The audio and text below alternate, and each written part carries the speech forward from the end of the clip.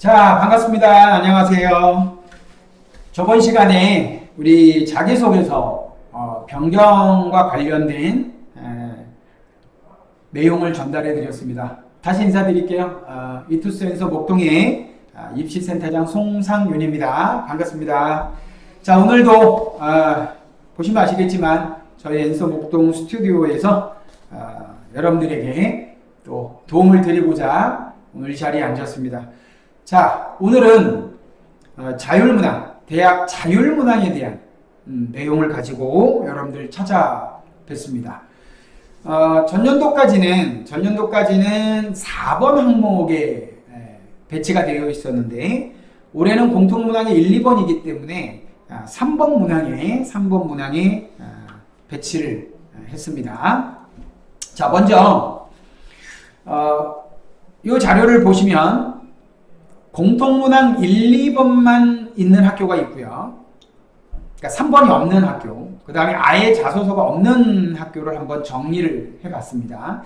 그러니까 여러분들이 이 내용을 보시고 내가 지금 이 중에 어떤 학교들을 중심으로 준비를 하는데 그럼 3번이 없네, 또는 이 학교는 자소서가 없네, 이런 부분들을 한번 정리해 보시라고 일단 자료를 한번 만들어 봤고요. 그런데 여기 지금 맨 위에 보시면 가천대는 가천의학학 전형은 3번이 있습니다. 3번이 있고요. 그 다음에 건국대는 특성화고 같은 경우는 3번이 있다라는 거 따로 제가 별도로 표시해 놨죠. 그 다음에 자소서가 없는 학교들입니다. 고대가 없네요. 단국대도 없고 상명대, 서강대 이런 학교들 쭉 없습니다. 이거 참고하셔서 만약에 지금 이 두 개의 칸에 포함되지 않은 학교를 지원하시는 분들은 3번 대학 자율문항을 좀 보셔야 되겠죠. 그래서 오늘은 일단 3개 학교만 먼저 준비를 했습니다. 서울대, 그 다음에 연대, 성대까지만 오늘 제가 소개를 해드리고 그 대학 자율문항의 의미가 어떤 것인지 소개를 해드리도록 하겠습니다. 자, 먼저 서울대학교 한번 보시죠. 자, 고등학교 재학기간 또는 최근 3년간 읽었던 책 중에서 이번에도 전년도하고 동일하게 도서와 관련된 부분이 들어가 있는데, 그런데 하나 바뀐 게 보이세요? 자신에게 가장 큰 영향을 준 책 몇 권? 2권. 전년도까지는 몇 권? 3권. 네, 한 권이 줄었네요.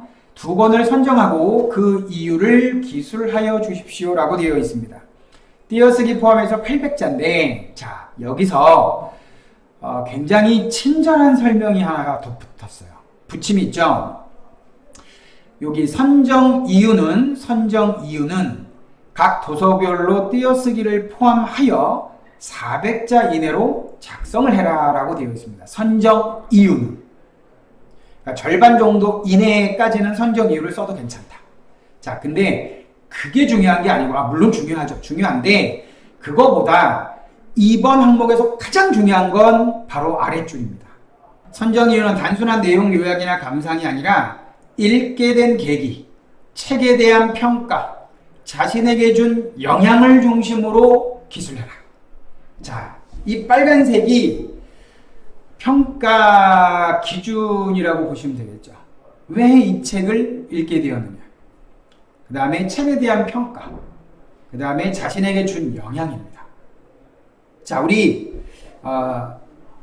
자기소개서 제가 마무리할 때 크게 자기소개서는 왜 이 활동을 하게 되었느냐, 또는 왜 이 과목에 내가 이렇게 투자를 많이 했느냐, 의미를 왜 이렇게 많이 뒀느냐, 왜, 그 다음에 구체적으로 어떤 과정이 있었느냐, 그리고 1번은 그래서 나에게 어떤 의미가 있었느냐, 이런 행위가, 그 다음에 2번 항목은 어떤 부분을 배웠느냐라는 거잖아요.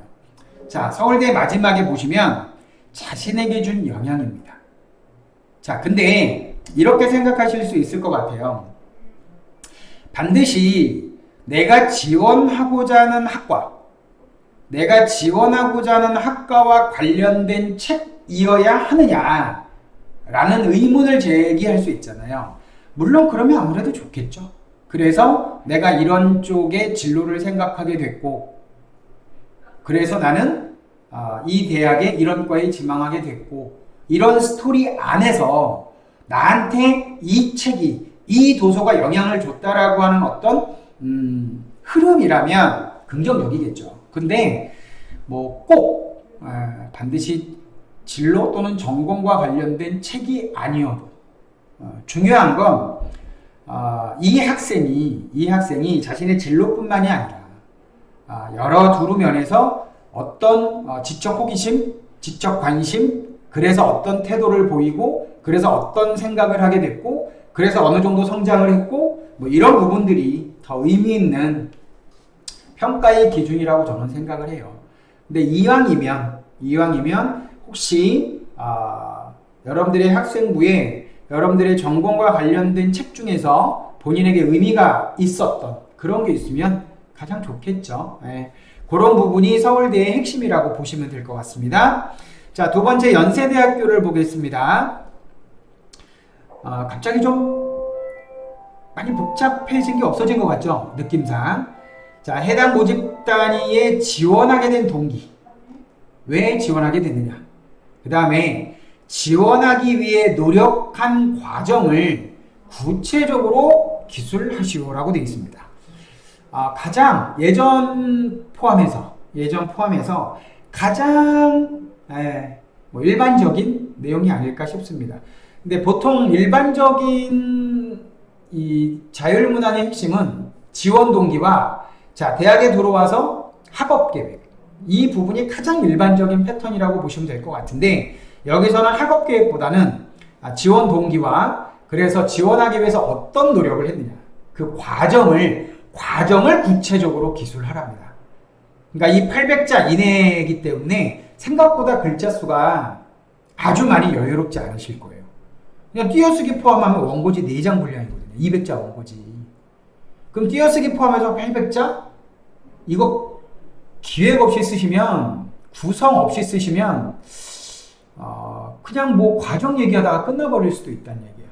아무리 과정을 구체적으로 기술하라고 하지만 여기 어떻게 보면 800자 안에 테마가 2개가 있는 거잖아요. 지원 동기도 있어야 되고 과정이 있어야 된단 말이에요. 그럼 단순하게 생각하면 띄어쓰기 포함해서 지원 동기 400, 노력한 과정 400이라고 본다면 이 생각보다 압축해서 쓰기가 쉽지 않을 거란 말이에요. 그래서 미리 여러분들의 학생부를 가지고 이 항목이 좋겠다라고 선별하셨으면 그걸 가지고 왜, 과정, 그 다음에 의미, 뭐 이런 틀 안에서 한번 구성을 해보셨으면 좋겠다. 자, 오늘 마지막 학교입니다. 성균관대학교 알아보죠. 자, 성균관대학교와 해당 모집 단위에 지원하게 된 동기. 자, 동기는 앞에 하고 똑같죠. 연세대학교하고. 그 다음에 본인의 노력을 구체적으로 기술해줘라. 그러니까 연세대학교하고 성균관대학교는 내용상만 놓고 보면 큰 차이는 없어 보여요. 근데 저는 여기 지원하게 된 동기 앞에 있는 요 구를 보시면 연대하고 한번 비교를 해볼까요? 자, 연대는 해당 모집단이라고 했어요. 그러니까 내가 인문과학 계열이고 뭐 인문 계열이고 그 안에 국문과다. 공과대학에 나는 전자전기다. 이 해당 모집 단위에 지원하게 된 동기인데, 성대는 해당 모집 단위라는 말도 있지만 그 앞에 성균관대학교라는 말도 있어요. 그러니까 저는 여러분들이 자율문항을 성균관대학교 자율문항을 쓰실 때는 성균관대학교가 추구하고 있는 인재상, 이 부분을 한번 꼭 읽어보시고 그걸 전제로 해서 구성을 해보셨으면 좋겠다라는 생각입니다. 이건 표현상의 문제인데 본인의 노력을 구체적으로 기술해줘라. 과정이라는 말이 없지만 그런 구체적 과정이 기술이 돼야 되는 건 연대하고 크게 다를 것 같지는 않습니다. 그리고 성균관대학교는 굉장히 또 친절하게 문장 보호까지 포함을 한다라는 표현을 줬습니다. 다시 한번 말씀드리지만 성균관대학교는 성균관대학교가 추구하고자 하는 인재상까지 한번 염두에 두시고 지원 동기와 본인의 노력을 기술하시는 것이 더욱 의미가 있겠다라는 생각입니다. 자, 다음 시간에 또 이렇게 학교별로 다른 학교들 또 제가 준비한 학교들 가지고 와서 또 계속 이어가도록 하겠습니다. 자, 오늘 서울대, 연대, 성대까지 알아봤습니다. 다음에 또 봐요.